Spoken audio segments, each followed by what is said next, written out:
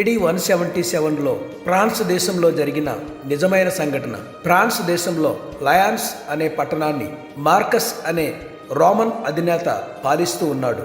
అతను చాలా క్రూరుడు. రోజుకి 20 మంది క్రైస్తవులను చిత్రహింసలు పెట్టి చంపేసేవాడు. ఒకరోజు 20 మంది క్రైస్తవులను సైనికులు బంధించి తీసుకెళ్తూ ఉన్నారు. అందులో ఒక పాప ఉంది. ఆమె పేరు బ్లాండినా. ఆమె వయస్సు 15 నుండి 16 సంవత్సరాలు ఉంటుంది. ఆ పాప ఒక ధనవంతురాలి ఇంట్లో పనిచేస్తుంది.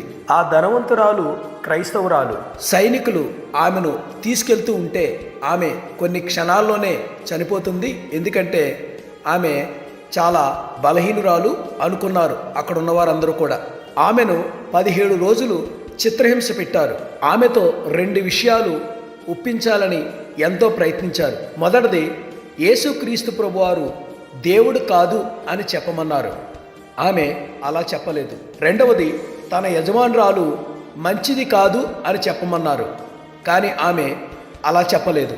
17 రోజుల తర్వాత అందరికీ అనౌన్స్ చేశారు, ఈరోజు బ్లాండినాని ఒక చిత్రమైన పద్ధతిలో చంపేస్తామని చెప్పారు. అందరూ అక్కడున్న స్టేడియంకి వచ్చారు. ఆ స్టేడియంకి వచ్చిన వాళ్ళు 25,000 మంది. ఆ స్టేడియం మధ్యలో ఒక దూలం పెట్టి ఆ దూలానికి బ్లాండినాని కట్టేశారు.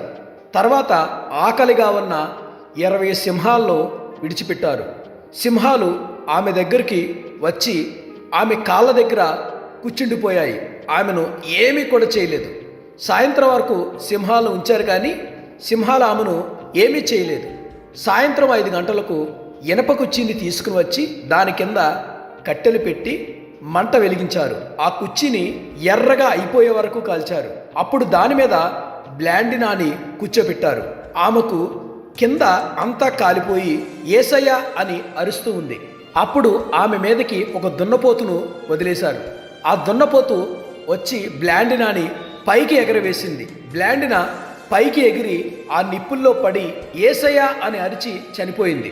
స్టేడియం అంతా 3 నిమిషాలు నిశ్శబ్దం అయిపోయింది. 25 నిమిషాల తర్వాత జరిగిన అద్భుతం.